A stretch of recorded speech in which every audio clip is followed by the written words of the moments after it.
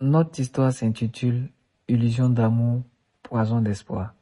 Yolande avait 28 ans, un cœur pur, une douceur rare et une sincérité en amour qui frôlait l'innocence. Elle n'avait jamais connu un amour qui la respecte, un amour qui la protège. Elle rêvait de tendresse, d'un foyer serein, de quelqu'un avec qui rire simplement. Puis, Alfred entra dans sa vie. Alfred, 27 ans, beau parleur au sourire enjôleur, n'était qu'ombre et manipulation. Égoïste, sournois, guidé par ses seuls intérêts, il vit en Yolande une proie idéale. Il ne l'aimait pas, mais il aimait l'idée d'être aimé comme elle l'aimait. Elle lui achetait des vêtements, remplissait ses poches d'argent, l'invitait à sortir manger et boire. Elle offrait sans attendre en retour. Elle aimait pour deux. Un jour, le cœur de Yolande se brisa net. En rentrant chez Alfred à l'improviste, elle le supplie avec une autre femme, Florence. Alfred, habile manipulateur, n'eut aucun mal à retourner la situation. Il lui raconta que Florence était une histoire ancienne, commencée avant elle, mais qu'aujourd'hui, elle, Yolande, était la seule. Florence l'avait quitté, disait-il, et Yolande, blessée mais amoureuse, y crut. Elle resta. Elle voulut encore croire. Mais Alfred ne changea pas. En quête d'un confort plus juteux, il séduisit Mortica, rencontrée dans un bar. Plus âgé mais riche, très riche, il s'installa chez elle en douce, éteignant son téléphone chaque fois qu'il y passait la nuit, coupant Yolande du monde de ses soupçons. Yolande, toujours pleine d'espoir, décida de prendre une maison pour vivre avec lui. Elle lui confia l'argent de la caution.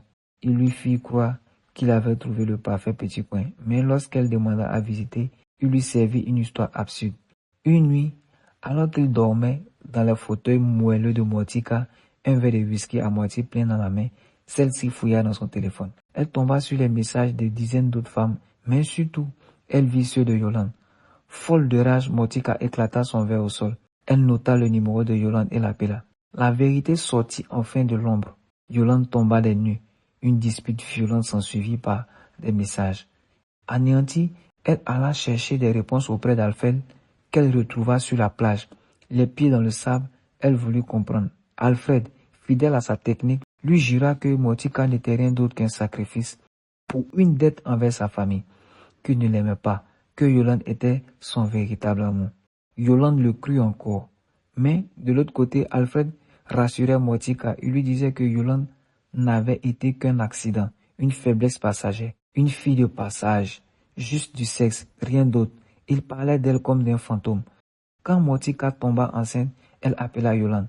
Sans détour, elle lui dit qu'Alfred était à elle, qu'il l'épousait bientôt, et qu'il lui avait avoué que Yolande le harcelait. Yolande s'effondra. Elle pleura un mois durant, mais une vieille dame du quartier, témoin de sa détresse, la ramena à la vie par des mots simples mais puissants.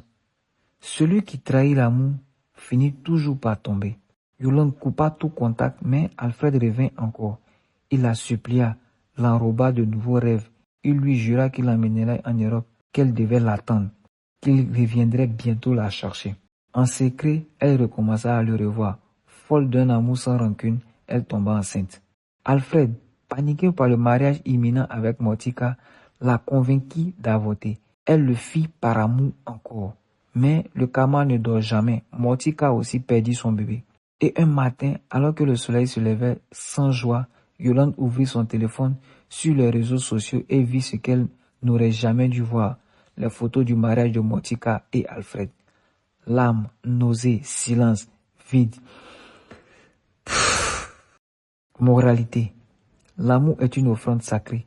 Quand il est sincère, il mérite d'être reçu avec soin, protégé, célébré. Mais lorsqu'il est offert à celui qui ne sait qu'abuser, mentir et détruire, il devient poison.